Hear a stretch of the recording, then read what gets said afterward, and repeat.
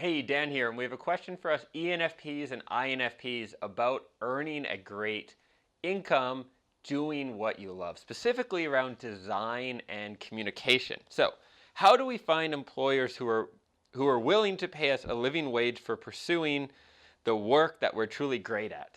It seems like many of us INFPs and ENFPs are naturally artists and or we're great at using language. Not many of us have a calling for engineering or programming. It's so discouraging and alienating to feel like the culture doesn't value what we have to give. Good question, and it is total bullshit. Here's what you're doing wrong, and excuse the harsh tone, but you got to hear this.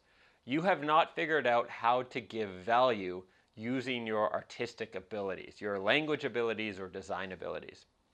I was working as a freelance copywriter, earning over $100 or €100 an hour, working with clients. At the time, I was living all over the world in Costa Rica, in Italy, in Spain, and clients in countries all over the world were paying me this rate to write for them.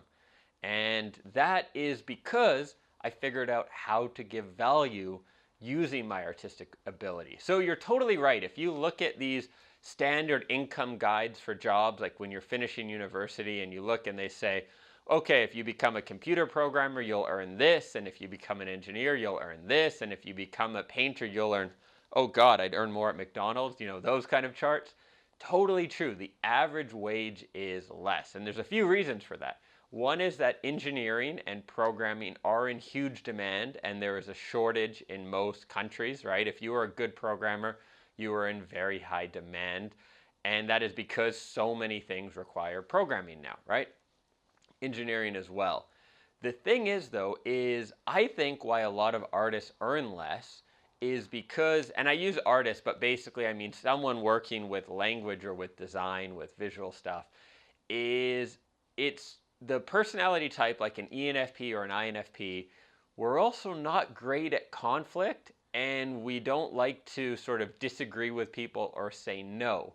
So if you imagine that negotiation process when it comes to how much you're going to earn, most ENFPs and INFPs screw it up.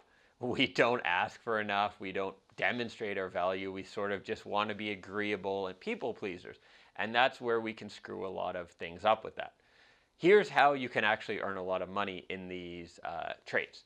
Look at your end client, who you're working with, and ask yourself how you can give them the most value. And I've made other videos on this topic of giving value. It's a really important concept you need to understand, not only if you're going to work for yourself, which, as you know, I encourage you to do.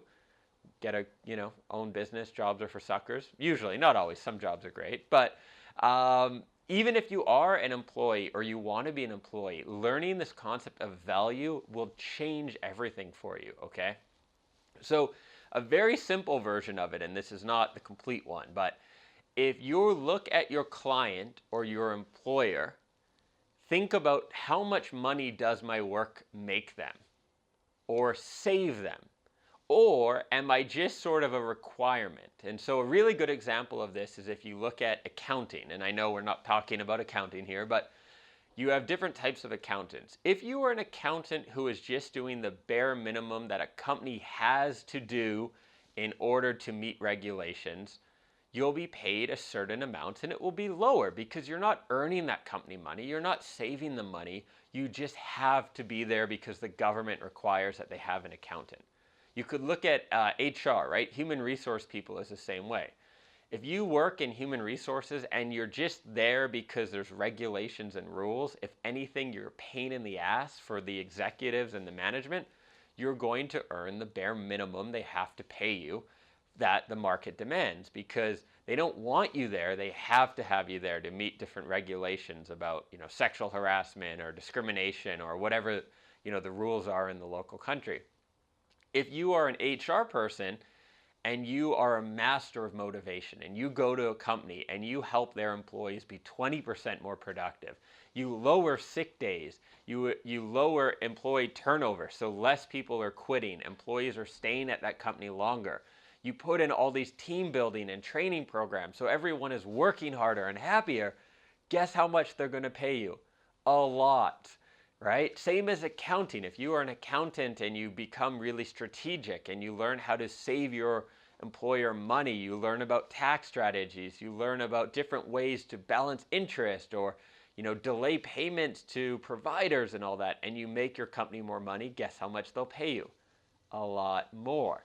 So if you're going to be in a field like writing, like design, the way you can earn a lot of money if you're an employee or you're working with clients is figure out how they earn their money and put yourself between the money and them in a position where you can increase that amount of money that goes to them. So if you're a designer, look at ways you can study user experience. So you work for maybe an e-commerce store and you help them have more conversions or a higher average checkout price. So what that means is if someone goes to Amazon and on average a visitor to Amazon spends $10. Well, Amazon spends probably billions of dollars, at least tens of millions, figuring out how they can turn that average price of $10 into $12 because that has a massive impact on their business, right? There's something called conversion rate. If you look at a website and you say 1 in 20 people who goes to that website buy something, that would be a 5% conversion rate. If you learn how to improve that through design or through words, then that customer gets an 8% conversion rate. Guess how much they're going to pay you? I should say your client gets an 8% conversion rate. Guess how much they'll pay you? A lot, because you're making them more money. So the problem that happens a lot is people study more of an art field like writing or design, and they go to companies and they want to talk about art from an ego point of view, right? They're that little pompous liberal arts student who thinks that they know everything when they're 23 and they have whatever knowledge of design, and they don't think about the company. They try to impress their peers. They try to have the most original design or unique layout or unique writing style where they use the biggest words they can to show how smart they are. And all of that sucks in a business context. The designs that tend to make the most money, whether it's for a book cover or a website or packaging, are the ones that follow trends and follow best practices. The writing that sells the most uses simple language because a lot of the world, English is their second language. A lot of the world has a small vocabulary. So if you write trying to impress everyone with your English literature degree, guess what? No one is going to read it, no one is going to buy, and your customer, or your client, I should say, will fire you because your work won't be giving any value. So that is how you earn a lot of money pursuing a more artistic field.